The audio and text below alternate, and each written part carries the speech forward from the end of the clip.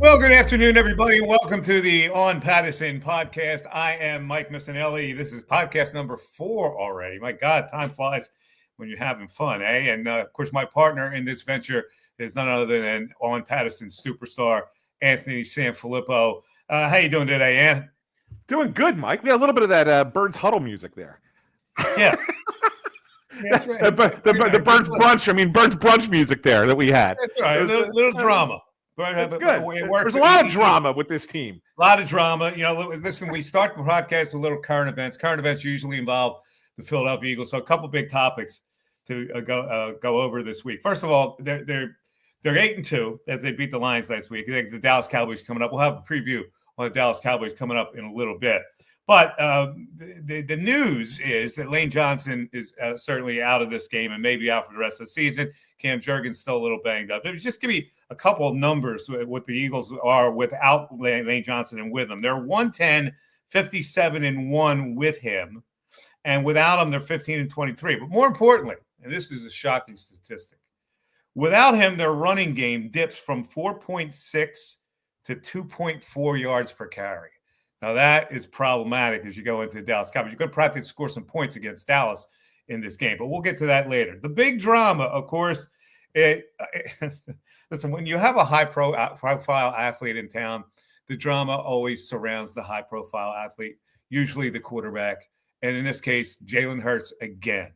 And there is this notion out there that there is something behind the scenes going on that's causing some interrupt between Jalen Hurts and the rest of the team. I mean, I don't know. We went through this whole thing with Carson Wentz way back in the day. I have no idea what's going to go on behind the scenes. But this was off a report by a former Philadelphia Eagle reporter named Derek Gunn, who had some things to say. He threw this out there last week on his particular post-game show. Here's what Derek Gunn had to say about the Jalen Hurts situation in the Eagles. People in that organization that are frustrated with the quarterback situation right now, but the quarterback understands he has them over a barrel. This is almost Carson Wentz part 2. They're not going to eat this kind of money yet. There's no way they're going to eat this kind of money. Look at the cap hit they took when they got rid of Carson, and it took them a couple of years to get back on solid ground again, footing, because they were handcuffed financially because of what they owed in the cap hit they took with Carson Wentz. You got the same scenario here with a bigger volume of money involved here. Okay. It's pretty vague, all right? So they're frustrated with the Jalen Hurts situation is what was thrown out there as a vague comment. And then he alluded to the fact, well, are they frustrated enough that they want to pull ties with him and do the same Carson Wentz thing? Try to explain for me, Anthony, what you heard there. Yeah, so what I heard there certainly confused me. And so I think, Mike, I had to kind of do a little bit more of a deeper dive. And I paid attention to what a lot of people have talked about this all over the place. Yeah, you know, I heard Greg Cosell talking about it on a show. I heard the national media talking about it on a show. And there's been some support of what Derek Gunn said, and there's been some pushback to what he said. So I think it's probably somewhere in the middle. But I think that the one person that I heard the most that I appreciated the honesty of this response was Jason Kelce, who I heard on the radio this morning. And Jason Kelce said he didn't deny that this happened, right? But what he said is this kind of stuff happens all the time in a locker room. He said everybody has a different approach to trying to win. And you may not agree with one person's approach, even though they're your teammate. And he said Lane Johnson and him are best friends. He said there was a time one season where they didn't talk to each other for an entire offseason because they were mad at each other for the arguing that went on in the locker room. He said it's not uncommon. He said, but the reality of it is that everybody's trying to win. Oh, and the team is 8-2. Well, but what is he doing? What is the quarterback doing that is affecting the team in the negative? That's really what I'm more interested in. What is it exactly that they're talking about? How about it? What is he not doing? Because I think it's more what he's not doing than what he is doing. Not doing? So we talked about this a little bit last week, right? Where I suggested that Jalen Hurts is a little bit too conservative because he doesn't want to turn the ball over. And you could be a game manager and be very successful in this sport, right? But I think the receivers and the offense would prefer that he try to thread the needle sometimes, or they could put a 50-50 ball up. You have a 1 and a 1A in your two receivers. Let them go get it, right? And he seems a little bit reluctant to do that. And I don't know if that's related to the fact that he had that really bad 23 where he had all those interceptions and turnovers. I think he led the league in turnovers that year, or he was close to the top. Like, maybe that kind of made him a little bit skittish over the last 2 years. And last year it wasn't as prevalent because Saquon Barkley was having an all-time season, rushing for 2,000 yards. But this year, Saquon Barkley's not being Saquon Barkley. So it now becomes a little bit more noticeable.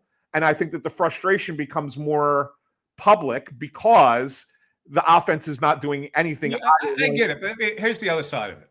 A couple of games ago, the guy put up a perfect rating. And then the week after that was a near perfect rating. It was against the Vikings and the Giants. And I've heard some things in practice. He'll let some balls go that he doesn't in the game. He's reluctant to let go in the game. I've heard all that stuff, but we've always heard that he's such a great leader. Now, if he's such a great leader, this kind of thing doesn't happen because they are winning. So what is it? Is he too odd to relate to people? Is that what it is? Like, I'm just trying to figure out to hit the nail on the head here on what exactly is the disconnect. Well, see, and that's a great thing that you just said there, Mike, because here's one of the things I've always felt about Jalen Hurts. Like, here's a guy who is away from football, a model citizen, right? He's kind of quiet. He's not always out there in the spotlight. He doesn't misrepresent himself or the team or the city in any way, shape, or form. So that's why I think everybody really likes him a lot. So, but he is a little bit of an odd duck when it comes to game day. He is a unique kind of player in that he does things the way he wants to do them. Now, it's hard to argue with the guy when he looks at his own track record and says, I've won a Super Bowl. I've been to 2. I'm a Super Bowl MVP. Like, I have the best winning percentage of any quarterback in the NFL. Like, I must be doing something right. Why should I change? But I could also see it from the flip side. If you're a teammate or your players on the team and in that locker room, like, this isn't what we've practiced all week. Yeah. This isn't what we talked about in meetings. Why are you doing this? So I guess that's where the frustration comes in. But going deeper here, because the second part of what Derek Gunn had to say was, like, he has him over a barrel. Like, he's making all this kind of money, and it's really tough to get rid of him. And I'm thinking, wait a second. We're actually entertaining the notion of getting rid of him? We went through this with Carson Wentz. There was a legitimate reason for that. This team is 8-2. They're the number one in the power rankings. They're the favorite to get to the Super Bowl. Like, what are we talking about here? Yeah, well, so that's therein lies the difference, right? It's why you're more willing to put up with the frustration because, yes, the Eagles are the best team in football. They're the most talented team in football, and they are the best team, even though they don't have the best record. I mean, you got 2 teams in the AFC that are 9-2. But they are the best team. Until they're not the best team, you just kind of put up with it. You kind of deal with it, and you let people like you and me talk about it. But once if it starts to go south, then those rumblings of what D Gunn is saying kind of, maybe they come more to the forefront. But it's not south. It's a thing. Right. First of all, let me remind the people that are watching this that you can comment on this. And I'd love to hear your comments on what you think this is, because this has kind of come out of nowhere. It's a peculiar situation that there's some kind of disconnect between the quarterback and the team. And the team's not struggling. They're 8-2. They just beat the Lions. They beat the Packers the week before. They beat two contending teams in the NFC. And I'm scratching my head going, what are we like? What is the problem here? Is there a problem? So in any event, we have to deal with this kind of thing. Now, as far as Jalen Hurts goes this week against the Dallas Cowboys, he's probably going to have to show some things. I don't know what they can do. But one of the things that obviously was mentioned last week in the broadcast, they have to open their attack up, have him more as a running threat, even though it puts him in peril. that they have to run more design runs because it opens up everything they do. Are you on the side of protecting Jalen or letting him fly like that? See, I'm kind of the hybrid, and I hate to be the guy that hedges, Mike, but I wouldn't let him fly. But I also don't like the fact that he doesn't run the ball at all. Like I think that there needs to be the threat of it, and I think the threat of him running gives you a little bit more room for Saquon, and then therefore opens up your passing game. So I do think they need to run more, just not go hog wild with it. Okay, I agree. He knows how to protect himself, I think. At least he's learned how to protect himself. So to me, the risk and reward is if you open up your entire offense, which needs opening up, my God, the running game needs to be opened up. If that's the thing that's going to do it, then I guess you got to bite the bullet. All right, now let's get to this other topic, which should bring in some discussion in the chat. This notion: can you win a Super Bowl without a good offense? It's not good. It's okay. It's not good offense, but it's a great defense.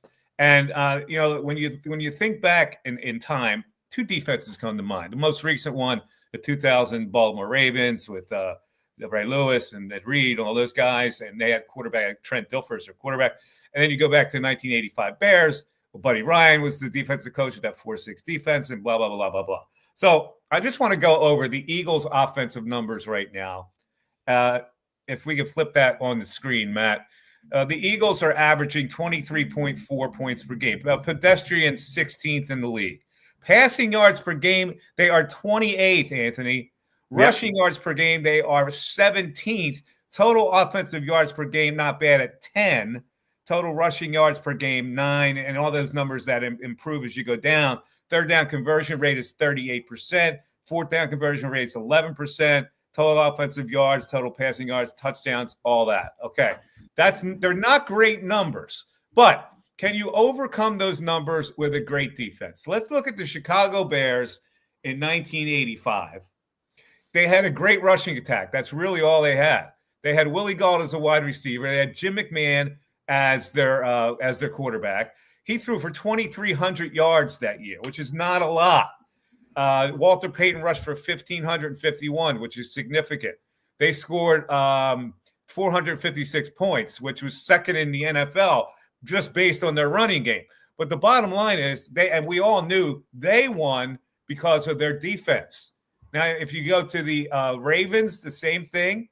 You look at the Ravens, they were very pedestrian, 14th in the NFL in points. They were 16th in the NFL in total yards. Passing yards, they were 15th in the league.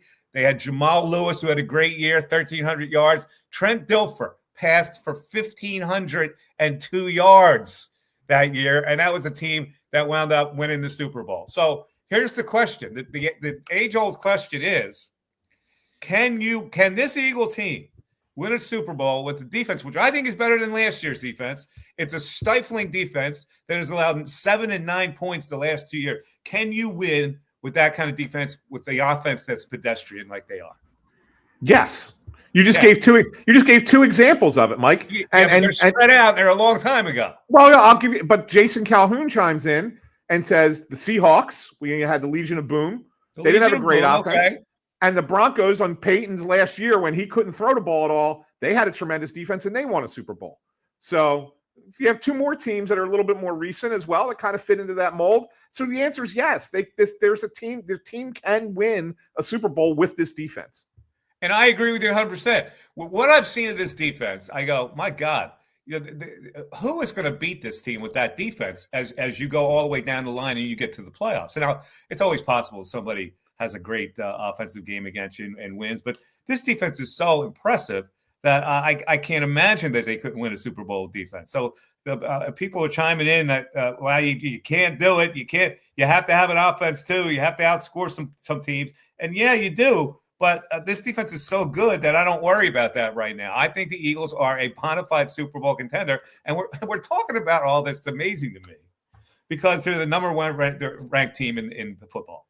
And they almost already had clinched the number one seed going into the playoffs. And we're worried about this and that. We're worried about Jalen Hurts disconnect. We're worried about whether the defense can win over a bad offense. So all those stuff, the Eagles just bring out the drama.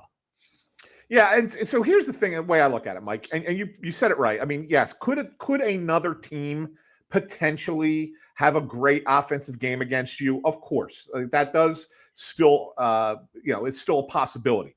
But the reality of it is, when you play against the Eagles, you have to have almost everything go your way to beat the Eagles because of the Eagles' defense. You can't be slightly below your A game and expect to beat the Eagles. I mean, I felt the Detroit Lions gave the Eagles some of the game. I mean, I know the Eagles only scored 3 points off those 5 fourth down conversions, but like, if he plays field position a little bit more with them, instead of going for it on fourth down, maybe there's a different outcome in that game. I don't know. But I think that the Lions were off and the Eagles threw them off because of the way they played defensively. I totally agree. They took them completely out of their game. Yeah. That team that usually has a swagger on offense looks scared to death. Yeah, against that defense. Jalen Phillips makes a big difference out there. He really does. A brilliant acquisition. All right. AJ Brown, any controversy? Well, this week, some news comes out, Anthony, that AJ promised Mr. Owner, sir, Jeffrey Lurie, that he would not complain about his situation anymore on social media. How do you feel about that? You feel that did that happen? Is that a fabrication? And if it did happen, does he really mean it? Hey, Big Dom arranged that little sit down, right? Big Dom brought him over to the sideline. They had a little 10-minute conversation between Jeffrey and AJ, and he makes that promise. Look, he said it, and they fed him the ball, Mike, this past week, so he's not going to complain coming off of that.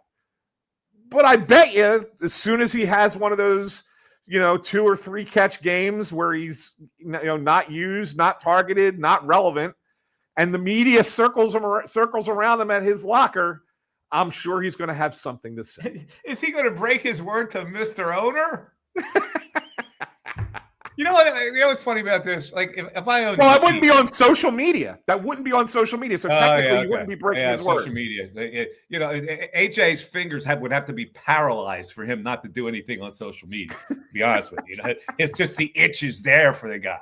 And I'm wondering through this whole thing, what Big Dom had to bring him over to Jeffrey Lurie to have a conversation. Like, if I'm Jeffrey Lurie, would I have enough clout to just pick up the phone and go, okay, I got his digits. Let me call him. AJ, Jeff, listen, man, I love you. I'm paying you a lot of money. We're all good here. We're all happy.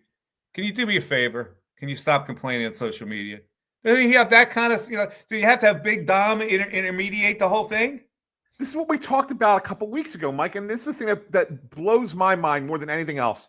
Because, look, I think Jason Kelsey's right that there's always going to be some kind of conflict as everybody's trying to pull on the same rope to try and get the end result that you want. But this has been enabled by the coaching staff, by the management, by the owner. Like, why haven't these conversations happened before? Why weren't they why weren't they nipping it in the bud before it became a big public thing? Like, I don't understand why they let it continue to happen. Or Lurie calls Howie, nip this in the bud, yo. Yeah. I don't understand. Like, how does it get to the point where you have to have the Big Dom intermediate a situation where you have to bring over AJ Brown? First of all, what's AJ Brown going to say right there? Right. We'd like you to stop. No, I ain't stopping. What's he going to do? He's got the owner in front of him who signs his checks. Like, what's he going to do about it? Right. Exactly. No, I ain't stopping. Sorry, Jeff. Yeah. All right. Let's look at the playoff scenario for right now. Yeah. Eagles, number 1. Rams, 2. Bears, 3. Bucks, 4. Seahawks, 5. Packers, 6. 49ers, 7. So that would be Rams, Niners, Bears, Packers, Bucks, Seahawks, first round, with the Eagles sitting in the catbird seat with the number 1 seed. Now, power rankings. Who was your personal power rankings? We know the Eagles are number 1. We know the Rams are number 2. Who would you have in the 3rd slot? League-wide or just the NFC? This is league-wide. League-wide. League-wide. I'm riding Denver. Denver, 4, according to the Athletics power rankings. Yeah. 3, the Colts. 5 yeah. Patriots. Yeah. How about this? 6 Seahawks. 7 Bills. Drop it. 8 sunk. The Lions after getting beat by the Eagles. Now in the 8th slot. Bucks 9, Packers 10. Now, I want you to look at those teams, and you tell me, with the Eagles' offense the way it is, but with their defense playing the way there is, with A.J. Brown controversy, with nobody liking Jalen Hurts in the huddle or in the locker room or on the street, who beats that Eagle team with all those teams? You're going to tell me the Colts? No. The only Maybe team, the Rams, the NFC Rams. title game, Rams and Eagles in Philadelphia. Who you got? Yeah, and that's the only team that I think that can play with the Eagles is the Rams at this point. I'm pretty certain of that. Like the one thing that I worry about, Mike, is with Lane Johnson being hurt now and potentially missing significant time. And I know that there are some easier games left on the Eagles schedule. You got the Raiders, you got the Commanders twice, right? Like, you should beat Dallas this week, although I think it's going to be probably closer than a lot of people think it's going to be. But if you don't get that home field and you end up having to play an extra week, and then you ultimately have to go out to LA to play the Rams in the NFC Championship game, that's the place where I think it could flip. But I think you're looking at those two teams are on a collision course, whether it's in Philadelphia or whether it's in Los Angeles, playing each other for the right to go to the Super Bowl. Totally agree. Now, I'm going to be Kevin Petullo for a second. I can make you Kevin Petullo, one or the other. Okay. I got a statistic in front of me. It says, without Lane Johnson, my running game goes from 4.6 per carry to 2.4. Yeah. If I'm Kevin Petullo, what am I doing? Well, the running game wasn't great to begin with, right? I mean, think about it. It's a very simple answer. It's more of a simple answer than you think. I run to the left. Yeah, go to the other, run the other side. Well, one of the things that they've been doing, to the left. I run behind my Lada. Yeah, one of the things that they've been doing is, they've been going with that 6 lineman thing on certain plays. Yeah, right? that's fine. I got that. To probably do a little bit more of that. And run to the side that's not as weak. Yeah, I agree. But I also think listen, I'm no mastermind offensive coordinator, but that'd be one thing I'd take a note. Run left. Yeah, write down in my little notepad. All right, we got some baseball. Or throw the ball more. Or throw the ball more, but we're afraid because we don't believe in Jalen now, and he won't throw the ball. Right. So all the stuff will play out. Baseball chatters coming up. We got Todd Zolecki, covers the Phillies for MLB.com, coming up with us, and we'll talk about some issues in the offseason. A lot of stuff going on with baseball and the off season, the trades that are happening right now. One of the guys that the Phillies coveted, Taylor Ward, gets dealt for a pretty good prospect. Yeah, to the Baltimore Orioles. Snatched him right under the nose. All right, that's coming up. We'll take a break, baseball chat, and we'll have our Eagles-Cowboys preview. A lot more to go on the show. It's the On Pattison podcast with Mike Missinelli and Anthony Sanfilippo. Todd Zolecki coming up at exactly 2:30. We're back after this. Hi, it's Pete from Chicky and Pete's. Warm up this fall with an incredible seafood boil. Try the Uncle George with succulent snow crabs, tasty mussels, and shrimp. There's the Pete's Feast with 2 pounds of sweet succulent crab legs, a dozen shrimp, clams, and a pound of mussels. Or create your own boil. Add a lobster tail or a delicious Dungeness cluster. Include smoked sausage, corn, and potatoes, served in our tasty broth, made with white wine and our signature seasonings. A shellfish lover's dream at Chickies and Pete's. This is Tommy Green from the 1993 National League champion Phillies. Every champion needs a good game plan. BCWSA and I want to make sure you have a game plan when it comes to conserving our most precious resource, water. Whether you're washing dishes, brushing your teeth, or watering your garden, there are ways you can save water and save money. Visit bcwsa.net for tips on conserving water. BCWSA, proven. Your day-to-day life is hectic between having to pick up the kids, make dinner, the countless other tasks that you got to get done. Rob's Automotive and Collision is there to make your life a whole lot easier. Make sure you take advantage of their spacious waiting rooms, the large flat-screen TVs, complimentary coffee and muffins, and free Wi-Fi. So even when you do have to stop, Rob's is there to make you feel right at home. Give Rob's a call today at 215-826-9200 for any of your auto repair needs. The Peruzzi Automotive Group on Business Route 1 in Fairless Hills is looking for auto techs, all skill levels. Here's a chance to work for a locally owned family business that offers many benefits. For more information, call the service director, John Damarotis, at 215-943-6200. That's 215-943-6200, or visit any Peruzzi service department. All right, we're back on the On Pattison podcast. I'm Mike Missinelli with Anthony Sanfilippo, who covers the Phillies, by the way, for On Pattison. You call it the On Pattison podcast, Mike, but Ford calls it On Pattison Paisans. On Pattison Paisans? All right. Yeah, we got a guy said that. Yeah. You down with OPP? You down with, you know me. All right. In any event, we got a lot of people joining on the chat.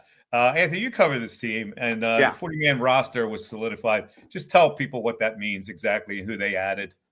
Yeah, so the 40-man roster, actually Phillies have a little bit of room left on the 40-man roster. They added Andrew Painter, which is no surprise. They obviously think that he's going to be part of the rotation next year. They added Gabriel Rincones Jr., who is a right-handed hitting, he's an outfielder, and he shows a little bit of pop this year down in AAA. I think that they think that he could potentially be, in the mix as maybe like a fourth outfielder type kind of thing. And they added a guy named Alex McFarland, who was drafted as a pitcher, a starting pitcher, but I think he's going to be moved into more of a relief role. And they think that he's a guy that has a shot at challenging for a bullpen spot. For the Phillies. Let me ask you a question. Painter, I assumed, was on the 40-man roster all along. What, he was not? He didn't have to be because he was exempt from Rule 5. No, because of his age, right? So at a certain point, I forget what the exact breakdown is. It's after 3 years eligible. I forget whatever it is. But then at some point, you have to either be added to the 40-man or you're exposed to other teams in the Rule 5 draft. So they put these guys on their 40-man so no other teams can take them. I guess the one surprise was Griff McGarry, who was like their pitcher of the year.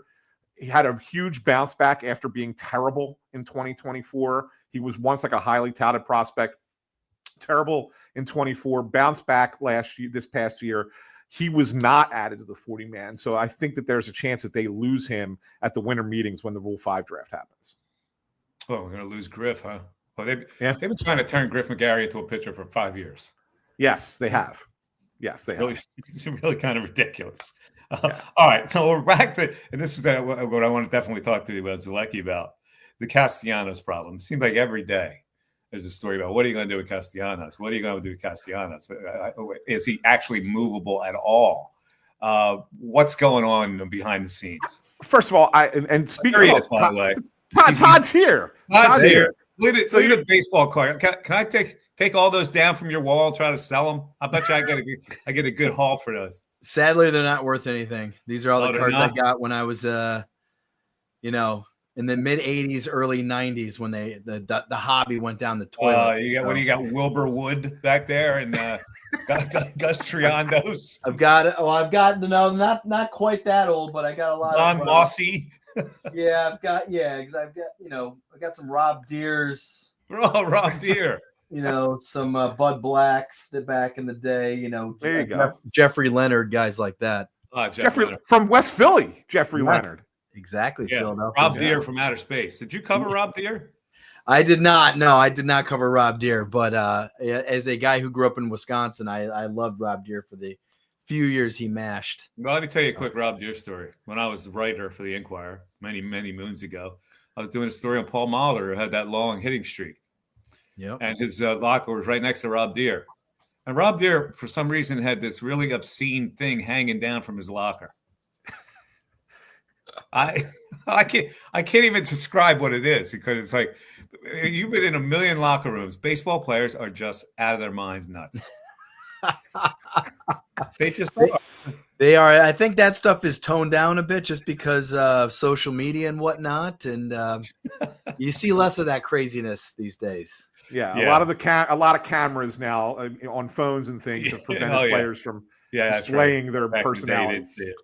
So Todd Zolecki for, of course, MLB.com covers the Phillies. We're just talking about the Castellanos problem.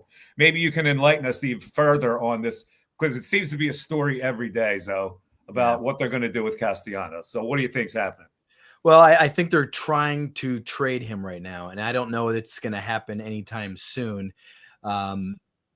Because if you're a team that needs a right-handed hitting corner outfielder, you see what everybody else sees in Major League Baseball is that Nick Castellanos graded out. I don't know how much stock you guys put into WAR, but Baseball Reference Fangraphs, he graded out as the worst player, qualified player in Major League Baseball this season. Not a good defender in right field. There were some issues with Rob Thompson this year, which is I'm sure every team is aware of.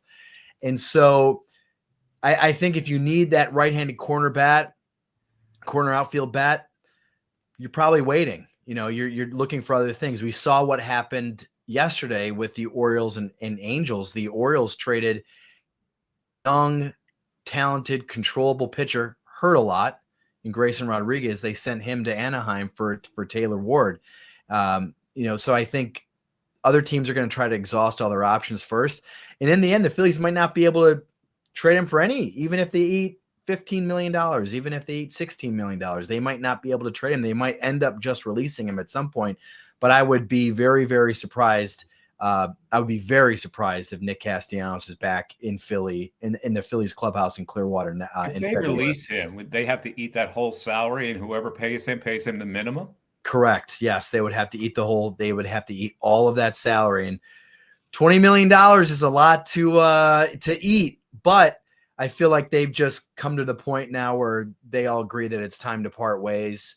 Dave Dombrowski's been pretty vocal about it. He's been pretty honest and candid this season about a lot of things, but he was asked in October about at that postseason wrap-up post-mortem, and he basically said, I don't really discuss individual players specifically on my roster, and then proceeded to discuss everybody on the roster other than Nick, which said something, right? And then at the GM meetings, which I was not at last week in Las Vegas, he used the phrase change of scenery. So very unusual for somebody in that position to say, yeah, I think a change of scenery would make sense. And then they bring that player back. I think he's letting everybody know that we're going to move on from him.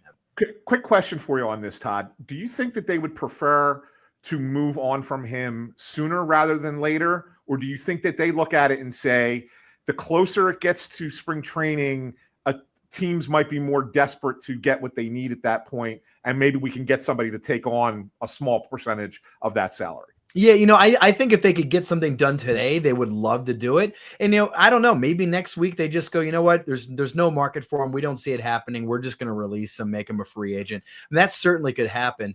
But in a sense, because they're already locked into paying him, they probably know at this point they're going to have to pay him a lot. They could just hold on to him, like you said, Anthony, and just wait and see if anything develops on the market. Maybe there's a team out there that strikes out on option A, B, and C, and the Phillies call them up and say, hey, what if we give you what if we pay $17 million? You don't think you wouldn't take Nick Castellanos on a $3 million deal, essentially? Nice bounce back candidate. He's going into his free agent year. He's going to be motivated to get another contract. That's possible, so I think they're going to try to do what they can with that. Sounds like a good deal. You should make that deal. Sounds like you got it all done. That was simple. Here's the thing, Todd. I want to ask you a question about. He seems to be oblivious about all those metrics. Like when the metrics came up, he wanted to have a copy of it. I guess if you have personal pride, you don't want to admit that you qualify as the worst graded player in baseball. But you find it odd that he never really bought into that. Yes, I think it's strange that especially that he would voice it publicly and have that run in with Rob Thompson in the dugout in Miami in June. A lot of people will point out, Nick Castellanos will remember, I think it was the next game he started in Miami, he made a running catch at the warning track in Miami to end the game. And it was like, oh my gosh, that's baseball, right? Nick Castellanos makes this great catch to end the game. But if you looked at the overhead, and I have the ability to do this on my laptop, you can look at the overhead ballpark cam, and he got a really, really bad jump at that ball. Like the ball was hit, he kind of paused, he kind of went this way, and then he kind of broke back, and then he barely got to it because he got such a bad jump on it. So it's just, and those types of things all the time. Usually, a lot of times when you see Nick make a running catch at the wall, it's because he got a really bad jump at it, jump on the ball. And so it's weird that he wouldn't kind of see that and acknowledge that. You know, he works hard. He's certainly a prideful player. I totally understand that. He's worked hard at his defense. I've seen him out there a lot with Paco Figueroa, the outfield coach. But to be in the situation that the Phillies are in and have like a 1-run lead in the 9th inning and not understand why you're being taken out of a game is just crazy to me. And, you know, Pat Burrell had one of the biggest egos of any player I've ever covered. And, you know, toward the end in 2008 and throughout the 2008 postseason, who was finishing every win that the Phillies had in the postseason left field? It was Eric Bruntlett. Eric Bruntlett finished, I think, every game in left field if the Phillies had a lead. And Pat Burrell was like, yeah, okay, he can run down a ball better than me. I'll go out. You know, I'll sit on the bench and be a cheerleader the last couple innings, and there was no issue there. So it was surprising to see somebody like Nick give so much pushback about it. I would take that worse than Castellanos is taking it. That Eric Bruntlett would have to. He's not even an outfielder. He wasn't even an outfielder. No, he was a utility infielder for crying out loud. Yeah, I know. Rob Manfred's had a very interesting week. He wrapped up a new media deal, NBC, Netflix, and ESPN. But also the gambling scandal looms. So what kind of a week did he have? Is it 50-50 or what's going on here with baseball? Yeah, it's been a crazy week. A lot of those stories coming out with the gambling, and obviously they've tried to. They've gotten rid of the parlay bets on some of this stuff, and they're trying to obviously nip that in the bud. But it is what it is now. Gambling is legal. It's every sports league is involved with it and in it. And so it's not going to go away. So they're going to hopefully this will kind of get rid of some of those issues with Clase and Luis Ortiz, the TV deal that's in effect. Now you've got Netflix, ESPN, NBC. I think that's just the way it is. And I know a lot of people don't like having all these different streaming options, but that's just the way it is. I mean, look at the NFL. You got Amazon, you've got and all the other networks, obviously. That's just the way it is. They're trying to make money. They're trying to, and it's just not going to go away. Any of that stuff. The gambling books and these prop bets, how did they get them to move on that? Because that's a monster source of revenue for them.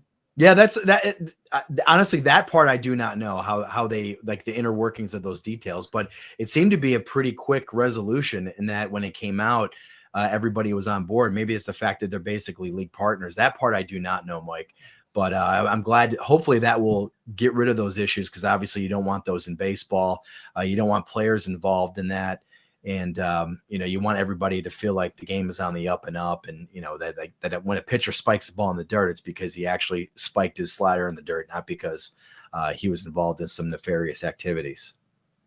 I think that there's a benefit for the sports books to have that, cleaned up because they'll, you know what I'm saying? I mean, it's not like they got rid of it completely. I mean, you can still bet. It's just that there's a cap on the amount of betting that you can do on these player props. But I think it's beneficial for them to know that the game has integrity as opposed to it being under some shroud of doubt. Right. I mean, I think so. It benefits them as much as it benefits the sport. Yeah. Now it's capped at $200 for a bet like that. So, again, maybe that, but it was just, honestly, it was just a bizarre story. I was reading everything about it just to see that happened and kind of like the behind the scenes stuff. It's wild. I mean, somebody will write a book about that. Give me one story that you picked up on that with the Clase thing. Well, I think it was just the fact that he was, to me, the strangest thing was that he was texting people during games, like, are you ready? And, whatever the phrases were that he was sending to his buddies. So it was just kind of like the fact that he was actually on his phone during games, talking about this stuff or hinting at it is pretty wild because, players generally are not on their phones during a game, communicating with anybody. Usually they're in their lockers and it's like, hey, I'll see, whoever they need to talk to, they talk to after the game or What's before. going to happen to those guys as players? I can't imagine they pitch in baseball ever again. I mean, that's, really? Yeah, I mean, I besides, who knows what's going to happen on the legal end of it, but I guess Major League Baseball has said that they will decide on whatever punishment will be before spring training or around spring training. So I'm sure they're just kind of like trying to tie up any loose ends and make sure everything is airtight before they announce anything. We're talking to Todd Zolecki, MLB.com, covering the Phillies.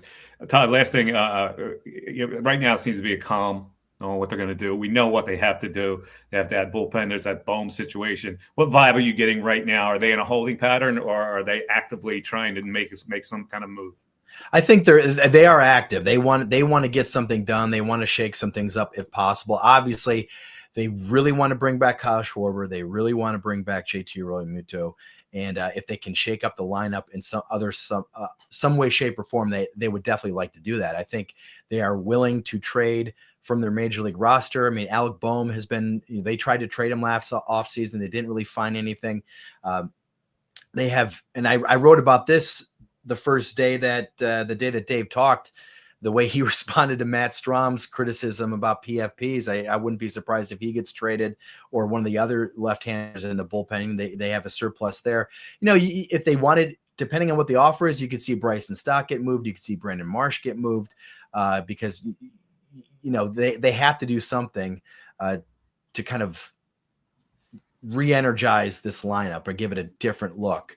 But I think right now they are focused on getting Schwarber back. They're getting Realmuto back, but they're trying to be flexible because they know that they can't, quote unquote, run it back. I know everybody likes to say run it back. I don't think they want to run it back. They want to run it back this year or next year. Do they meet any price for Schwarber? Pardon me? Do they meet any price for Schwarber?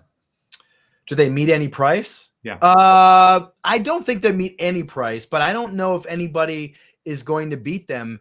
In other words, like I could see the Phillies going 5 years, $150 million, like a $30 million AAV. Maybe they go a little bit north of that. But I don't see any other team going beyond that. You know what I mean? So I don't see, like everybody talks about the Red Sox, this Pirates thing. I would be absolutely floored if the Pirates, did something like that. I would be more floored if Schwarber accepted a big offer from the Pirates, say they made one, just because you'd be knowing that you'd be the last big move that they would make, and you still probably aren't going to win, and Schwarber wants to win. So I think the Phillies, they won't meet any price, but I don't think they're going to need to, because I don't think anybody else is going to go, all right, we're going to give Kyle Schwarber a 7-year deal. We're going to give him a 6-year deal, anything like that. Last thing I have for you, Todd, going back to Alec Bohm. Do you think that, knowing that they tried last year and they didn't get what they thought that he was worth, do they look at it this year, a year later, and say, okay, maybe he's not worth what we thought, and we'll be more motivated to move him for a little bit less than we maybe would have a season ago? Yeah, possibly, especially because now they have Aiden Miller kind of knocking on the door. I would be surprised if he made the opening day roster. But the fact that he's kind of knocking on the door, he could play third base. Maybe you trade Alec Bohm for a lesser talent, but to clear his salary. That would maybe allow you to go out and sign another free agent. Maybe get more creative in what you can do. So yeah, I think they could be a little bit more flexible. I don't know exactly what they were holding out for last winter, what they were expecting necessarily, but the reality is the reality. Alec Bohm, All-Star 2 years ago.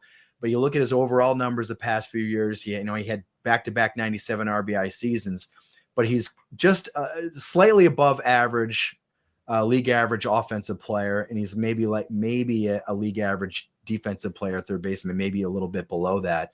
So you're not going to go out and get, a stud starter or a stud reliever, I don't think, for Alec Bohm, but you could clear some salary to maybe do some other things. All right. Todd Zolecki, always a pleasure to talk to him, especially in the off season. And let me see if I can grab one of those. Give me an Alan Trammell. I definitely have some Alan Trammels on there. Trammell. Trammell might be worth something, man. You don't paste that on your wall. These cards aren't worth anything, believe me. Anything from the mid 80s. I've talked with Matt Strom about this a lot. He's a big baseball card guy. He's like anything from like 1985 to 1992. It almost doesn't matter who's on the card. Totally worthless. And that was the year. That's when I was growing up collecting cards. So everything that I have is not worth worth a Yeah. damn at this point. That's Very rare to have anything worth anything from that I era. got a 1960 Nellie Fox. That That's must be Nelly worth Fox. something. That might be Yeah. worth something. With that square bat, you see. All right, Todd, always a pleasure. We'll talk to you. Thanks, guys. See you. Thanks, Todd Todd. Zolecki from Major League Baseball. So there you go. Little Phillies action here. You covered a team. You on board with him? What he had to say about what they're going to do? Yeah, pretty much so. I mean, I wrote a story a couple weeks ago before the report came out that they might trade Matt Strahm, that they should maybe think about trading Matt Strahm. It's a position of when you look at where the Phillies' positions of strength are, right? It's certainly within their pitching staff. It's certainly not in their farm system except for the very top end of it. So what do? You sit there and go, okay, where can we get 2-for-1 of something that helps the team?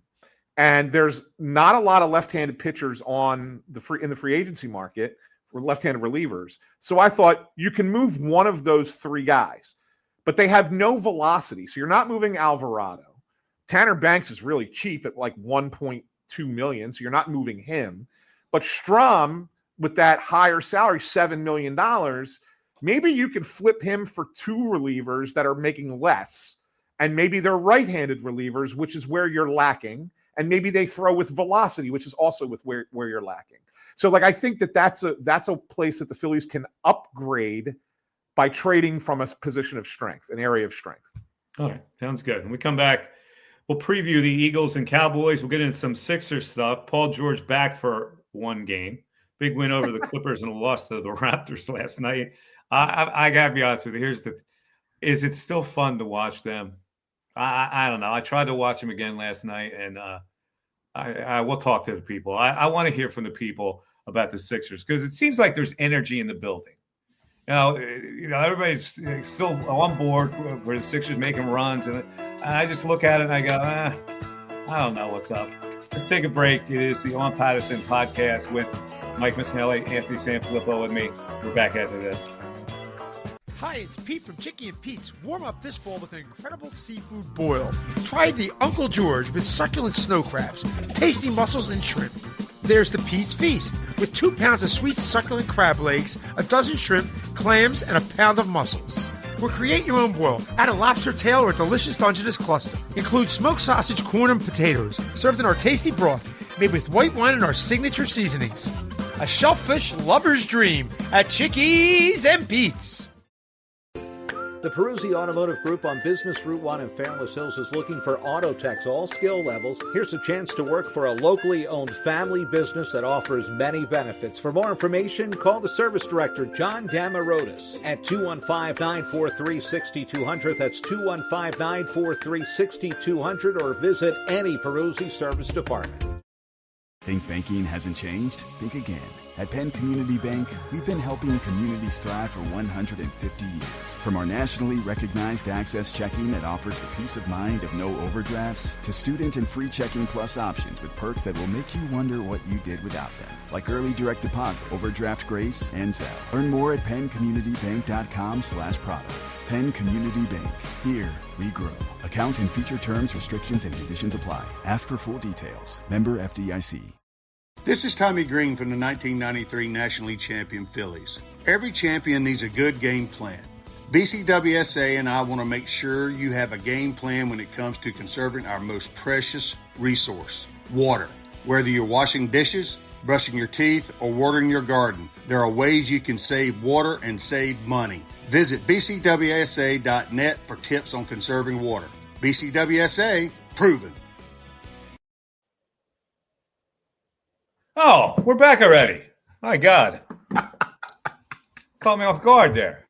Anyway, it's the On Pattison podcast with Mike Missinelli and Anthony Sanfilippo. So let's quickly with the Sixers. They're not a bad team, right? They're not a bad team. They got a bunch of players that play hard. Maxey's having an all-world season. Quentin Grimes has really been good off the bench. Edge comes kind of hit the wall. Jared McCain doesn't look like he's really finding it yet. They're an okay team, but I find myself going, it's difficult for me to watch them. Now, what is it about me that makes it difficult for me to watch the Sixers? Mike, I don't think you're alone because we had the Snow the Goalie podcast at Chickies and Pete's last night. We were up in Northeast Philly. And after the show is over, show ended around 7:00. I'm standing there talking to a couple people. And I looked up at the screen and I'm like, oh, the Sixers are on. And I'm like, there was nothing within me that was like, oh man, let me go rush to the car so I can put it on the radio or hurry home so I can go watch the second half of that game. I was just like, oh, the Sixers are on. And like I feel the same way. And I used to watch every game with intensity, like as much as I could. I love basketball, right? And I would go to watch them. And now I'm like, all right, if they're on and I happen to catch it, I'll watch it. That's kind of how I feel about them. There's a buzz in the arena, which is interesting to me. Yeah. But I don't know. Wait, I got to X out of this whole thing. I was trying to get up a box score, and I got the sound instead.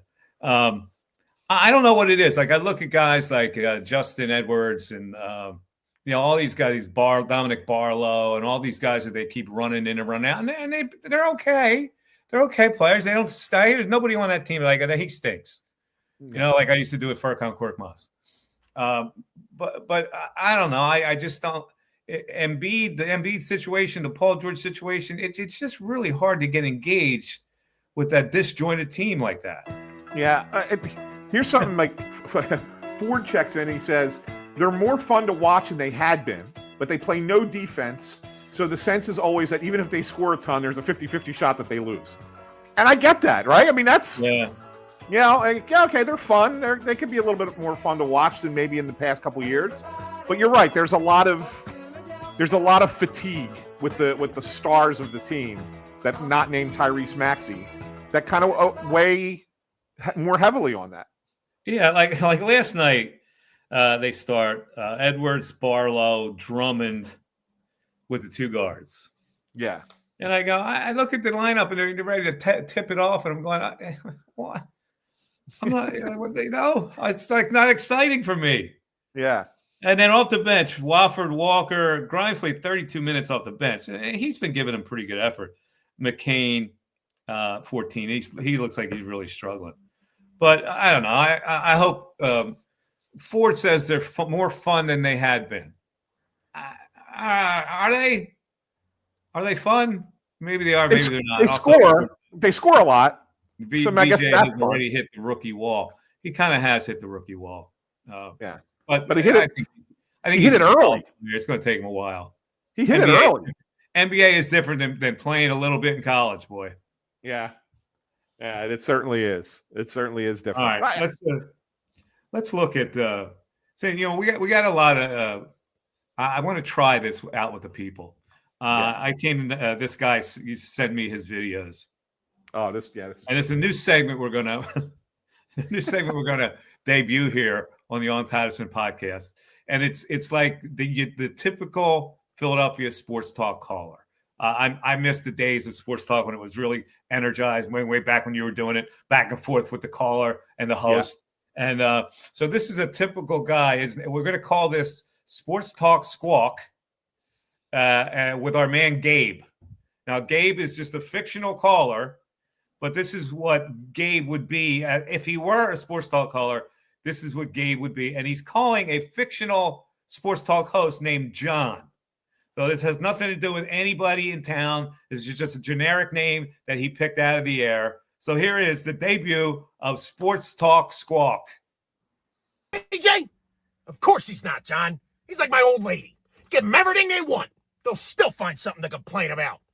Not even the refs bailing him out could give this guy a decent game.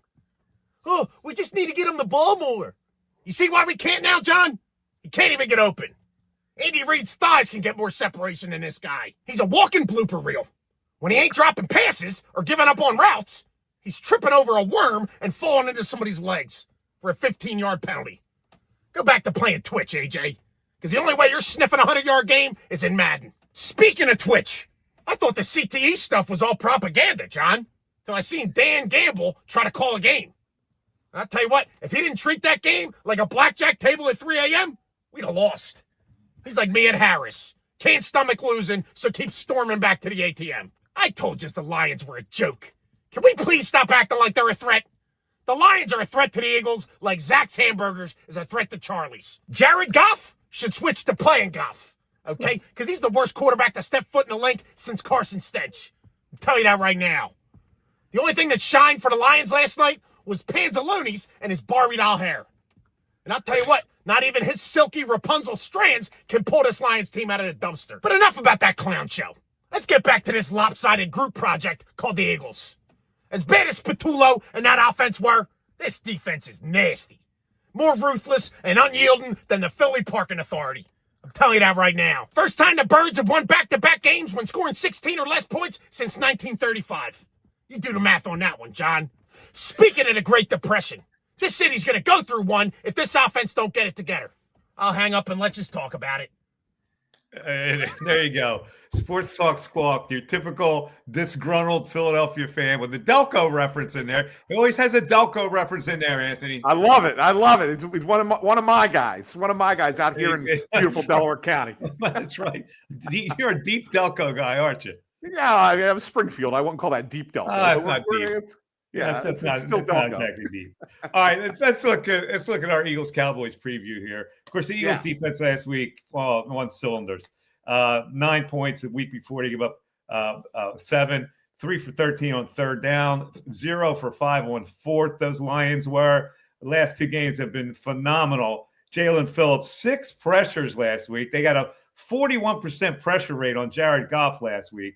But Jalen Hurts, under 184 yards in 3 straight games. They are 16th in points. They are 28th in passing yards. They're 17th in rushing yards. And they're facing a Dallas team that's coming off a pretty big effort. Last week, Dak Prescott versus the Raiders, 268 yards, 4 touchdowns, 138.6 rate. Javonte Williams had 93 yards on the ground last week, averaging 5 yards per carry.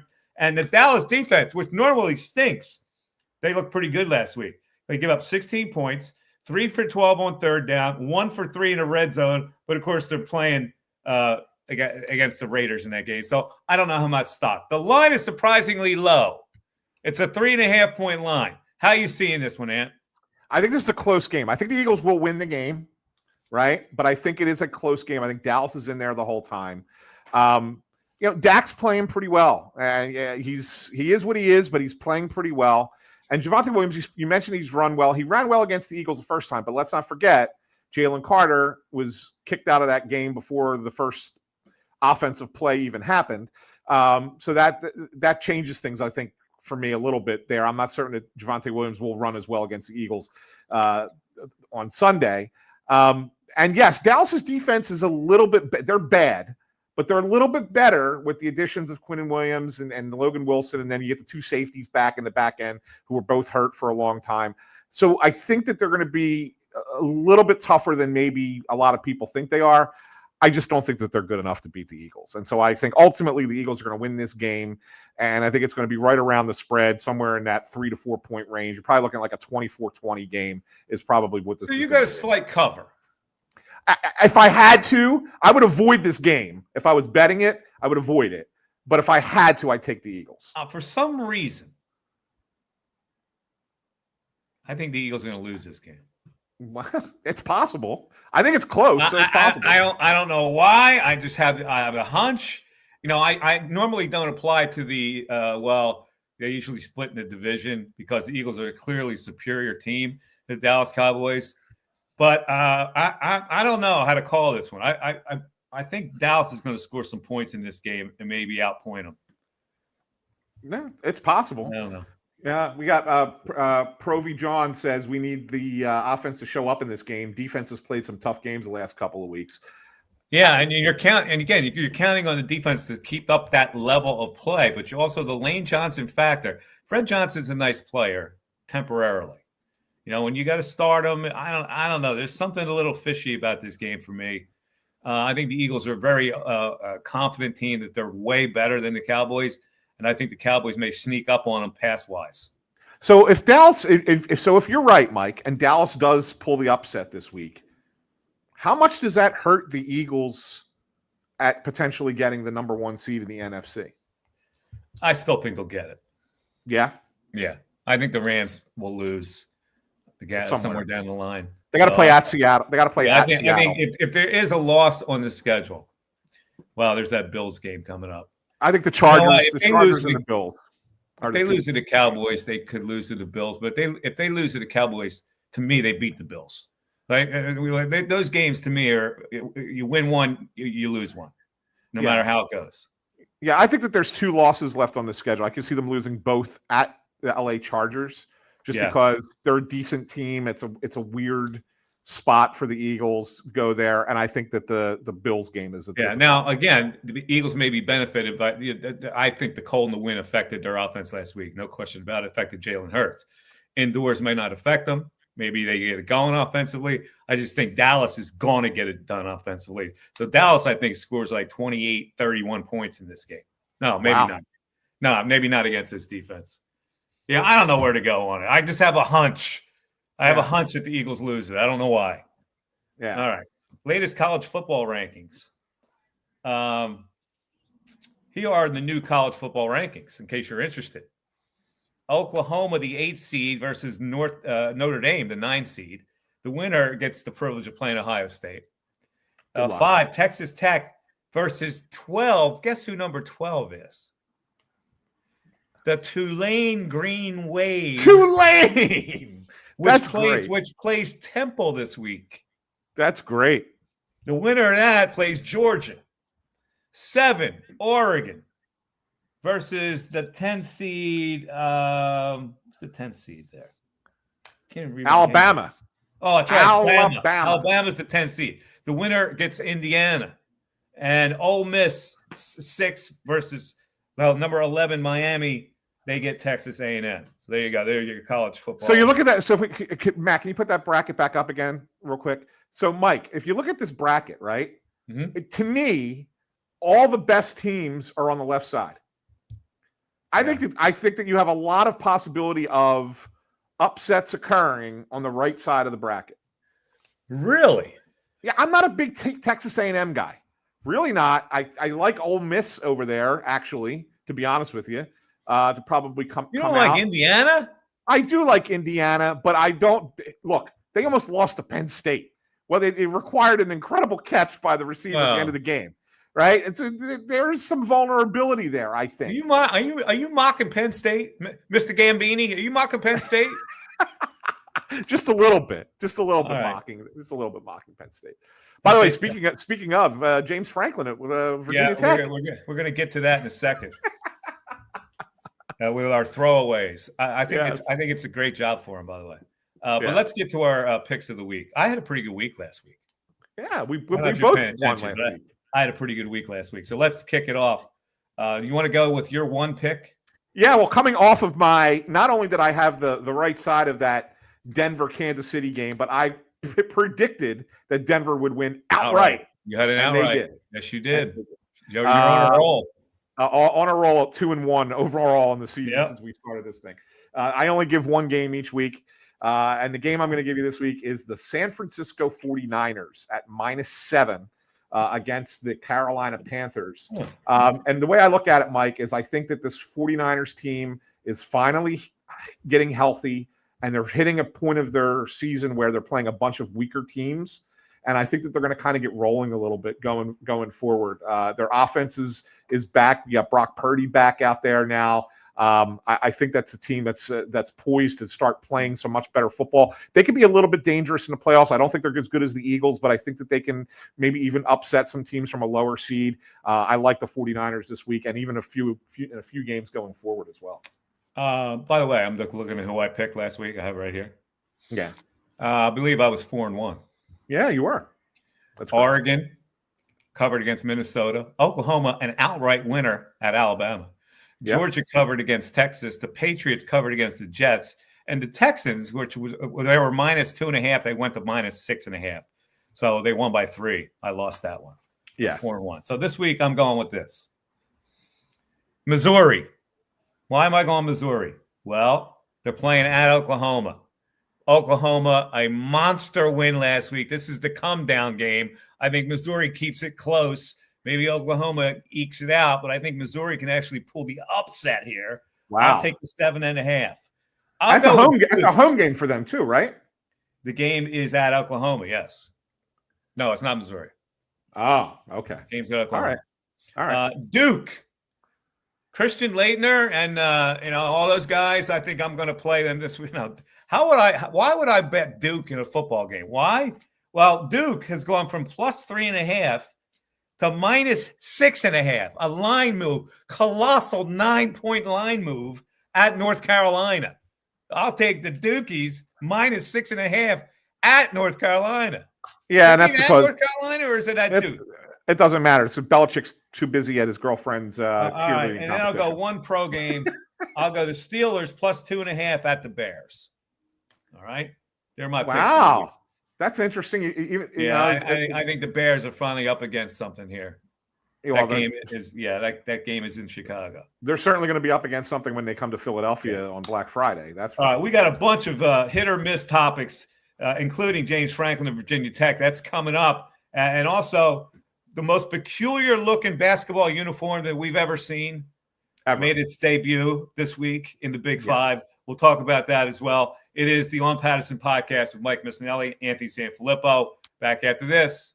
Hi, it's Pete from Chicky and Pete's. Warm up this fall with an incredible seafood boil. Try the Uncle George with succulent snow crabs, tasty mussels, and shrimp. There's the Pete's Feast with 2 pounds of sweet succulent crab legs, a dozen shrimp, clams, and a pound of mussels. Or create your own boil. Add a lobster tail or a delicious Dungeness cluster. Include smoked sausage, corn, and potatoes, served in our tasty broth, made with white wine and our signature seasonings. A shellfish lover's dream at Chickies and Pete's.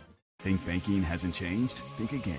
At Penn Community Bank, we've been helping communities thrive for 150 years. From our nationally recognized Access Checking that offers the peace of mind of no overdrafts, to student and free checking plus options with perks that will make you wonder what you did without them, like early direct deposit, overdraft grace, and Zelle. Learn more at PennCommunityBank.com/products. Penn Community Bank. Here we grow. Account and feature terms, restrictions, and conditions apply. Ask for full details. Member FDIC.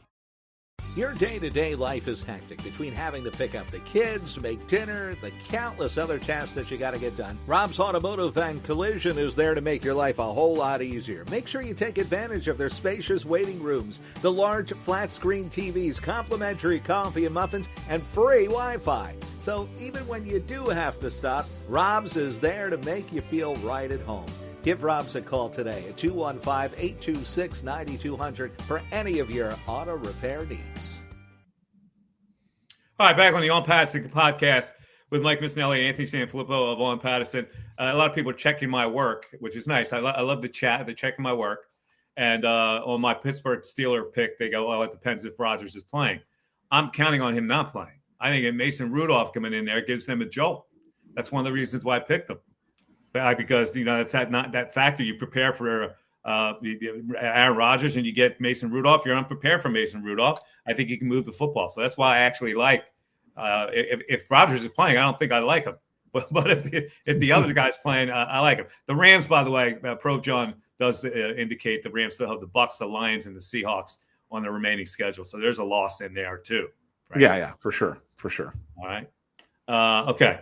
Let's get into what we call our throwaways part of the show, where we just riff on various subjects. Anthony brought it up a little later. James Franklin, former Penn State coach, goes to Virginia Tech as the head coach. I think this is a fantastic job for the guy. I think it's his level. He's in a conference which is his level. I mean, let's face it. There's an Ohio State in the ACC. Miami's the closest thing. Right? Clemson has fallen on hard times. Yeah. He goes in there and builds a program like the old days of Frank Beamer, and James Franklin gets Virginia Tech in the college football playoffs within 3 years. I think that's a realistic thing too, Mike. The one thing that I thought was most interesting, though, is where he was talking about how the whole program needs to start thinking like a big-time program.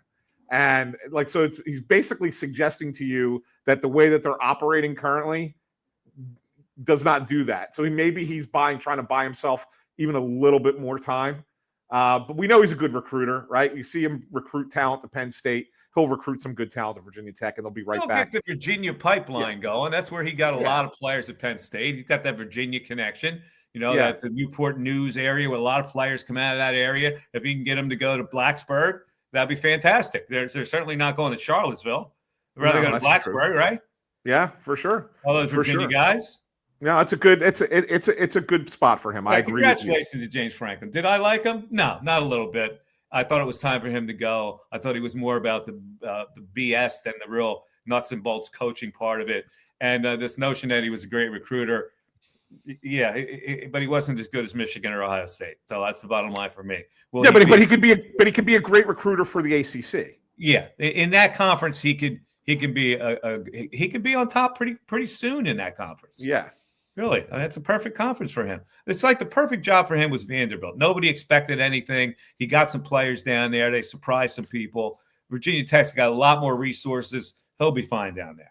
All right, the Phillies are in the Field of Dreams game, Anthony. What does that mean to you? I think it's pretty cool, Mike. That's one of the few things that Major League Baseball does as far as an event. And it's not every year, and that's the best part about it, right? Like I think, like you look at comparison to hockey when they do like the Winter Classic. I think that kind of jumped the shark because they do it every year. They have other outdoor games, and kind of the novelty of that has worn off. But the baseball doing the Field of Dreams game, they do it every so many years. So it's like this is only the third one, and so like it's kind of really cool to be able to go out into the cornfields of Iowa in the middle of nowhere and set up a baseball stadium and play a major league game. And the Phillies are going to be part of that against the Minnesota Twins on August the 13th. There they are, the children of the corn. It's going to be awesome. Sanchez, Harper, and Turner walking into the field. By the way, how did you feel about that movie? It was. I felt the same way. I hate it. I hated Field of Dreams. It was such schmaltzy crap. Yeah, it wasn't the best. A lot of people love it. Yeah, as far as baseball movies go, it's not in my top 5. No. What's in your top 5 for baseball movies? Wow, that's a good question. You know what? I'll tell you what. I think that I'm not sure that this is number 1 because I didn't have this list prepared. But I will tell you that I love A League of Their Own. I think it's a great movie. You don't like stab me in the heart. Oh, I like it. I hate that movie. I love that movie. Hanks in that movie. But I mean, Major League is funny as hell. Come on, man. The best movie of all time, baseball or not, is The Natural. Natural's great. It's just a little slow. The Natural's just a little slow for me. Come on, tears come to my eye when he hits that home run in the light. Just a little slow. 8 Men Out is a great that baseball is a very good movie. Long. Yeah. Moneyball. Moneyball's a good one. Solid. Moneyball's good. Yeah, it's solid. Solid. Bull Durham. It's a little misleading, but it's solid. Yeah, Bull Durham, solid. Bull Durham's awesome. I forgot how I didn't say Bull Durham. There are better baseball movies than there are any other sport. Shame on me for not saying Bull Durham. Yes, right. Bull Durham's up there, certainly. Yeah. The St. Joseph Hawks unveiled a uniform where it was script, right? It was written St. Joe's. And it was in like 11 type. Look at this. It was 11 font. Can we see do we have a shot of the front of the uniform? I guess we don't.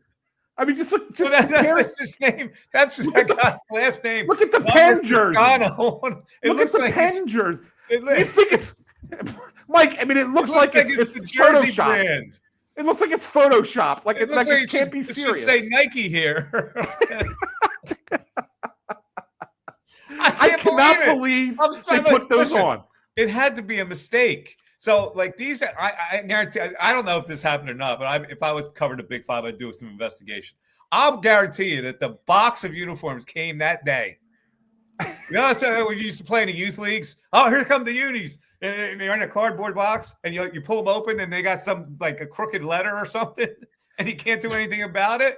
Jim Moss says it looks like the last row of an eye chart. It's the most ridiculous thing. And on the front, it said St. Joe's in like really tiny script. Yes. I don't know what they were going for with that at all. All right. NFC East, Hard Knocks premieres December 2nd. Are you in? I don't know. I think that we have enough of the Eagles drama on our own that we don't need to see the behind-the-scenes stuff that HBO is showing us. Like, normally I'd say yes, but I think that we have enough drama playing out publicly that I don't necessarily know if I need to watch the behind the scenes because I'll be disappointed. It won't be nearly as juicy as the stuff that we're getting publicly. So I'm probably out. I don't know. I mean, I'll hold my my opinion on whether how juicy it gets because I don't know how juicy it's going to get. I'm not interested in really in the other teams in the conference, to be honest with you, or in the division. I'm interested in the Eagles behind the scenes. I don't get enough behind the scenes of the Eagles. Like they're too buttoned down, so I want to see some stuff. But they got to sign off on it, right, Mike? So I think can't imagine that it's going to be anything that they sign really off early on, and like you can show. Like once you agree, what you're not going to show, you can show some good stuff. Some. You're not in. All right. Nah. All right. Explain this to me. Guy gets a tush push tattoo on his ass. Did you see this guy? Do we have this? I don't know if Matt has that or not. Matt, you don't have I don't that? think we do. I don't think we have it. The guy mooned the crowd, right? Yeah, and what did it? Well, say? So they were doing a live interview on Fox 29, and just Jason Martinez and Breland Moore were doing this live interview, and this guy was showing his Eagles tattoos, and all of a sudden, just right there on live TV, turns around, pulls his pants down, and on the back of his right butt cheek is the tush push. And it's the play or it's the letters. Well, it was so hard to see. Like you could see, I think it was the play itself. It was the actual play. Yeah, the play. And they pulled the camera away and made it. But he was right there on live television dropping trowel to show a tattoo on his ass. That's what happened. Listen, I don't know. I don't really know what to say about the mentality of that. I could tell you that would not be my style. But apparently it's a lot of people's style that they get so. It's like that guy with the big belly with the tattoo around it, Yeah, with the fanatic. Yeah. Knock yourself out. Anyway, here's another little. In New York, they're all hot and bothered about Cam Scatterbo going to a WWE Raw event since he had his dislocated ankle and the whole bit. Did you have a problem with that? I don't have a problem with that. Do you? No, I mean it'd be different if he was in the ring getting thrown around. Yeah, he went as a spectator. Now he did get it. He got involved with the wrestlers. Yeah, a little shove, shove. Yeah, that's not good. You shouldn't. No, I would say go to it. You're allowed to go to it, but you're not allowed. You can't show the fans that you want to jostle with people. Yeah, I don't know. He's just kind of standing there, just a little shove back and forth, and that was it. Like. If it was more than that, like I said, if he was like actively involved in the wrestling, in the ring and or outside the ring or whatever, beating people up, that'd be different. Then I'd say, yeah, Giants fans, you're right. But yeah, a little shove, a little personality, yeah, it should be fine. And he said that you do it again, like he wouldn't change anything. He don't care. That's not. It's certainly it's not on the same level as Riley Cooper going to a country concert, right? And same. This is kind of it's a little more benign than what he did. Yeah. And finally, let's wrap it up with this one. Bernie Perrant memorial service on Friday. Everybody loved Bernie. Everybody knew Bernie. Just a great guy. You covered hockey for a lot of years. We had a really close relationship with Bernie Perrant. Give me your best Bernie story here. So there was a video that came out about the Broad Street Bullies several years ago. And Joe Watson tells a story about how it was a tight playoff game. And, there was a timeout and Bernie calls him over and Bernie says to him, Joe, I think today after the game, I'm going to have 2 slices of the pizza. Right. So Joe thought he was having like this strategy thing and Bernie just wanted to talk about pizza. So I'm up at the Hockey Hall of Fame. They're inducting Fred Shiro. And so Ed Snyder at the time had invited the entire all the living members of the Broad Street Bullies. And then there was like this party afterwards. And I had the night before, I had gone down to Niagara Falls and I was in the casino. I did pretty well playing some blackjack. And so I'm bragging about it to the Broad Street Bullies guys. And we're talking about that 2 slices of the pizza story and everybody's kind of laughing. End of the night comes and all of a sudden one of the waiters in the restaurant brings out 8 boxes of pizza and puts them in front of me and brings over the receipt for me to pay for it. Right. So all these guys are all laughing. Ha ha ha. Bernie walks over, doesn't say a word, Mike, walks over, opens the lid, takes out 2 slices, nods at me and walks away. That's my Bernie Perrant story. Yeah, Bernie was certainly a character, beloved by everybody, and so the memorial service I did. Will that be? Was that a public? Yeah, it's going to be. Yeah, it's going to be at the Xfinity Mobile Arena. You can actually go, but you need a ticket. It's free, but you do need a ticket to enter. There's still, I think, a few available on the Flyers site. A lot of Flyer fans will be gathered around. All right, that'll wrap it up for the On Pattison podcast today. Eagles and Cowboys. I don't know, man. I just have a sneaky feeling about this game. I hope I'm dead wrong, but we'll have our post-game show following, and then next Thursday, you and I will meet up again. Well, next Thursday's Thanksgiving. Oh, that's right. The next Thursday, we won't meet up again.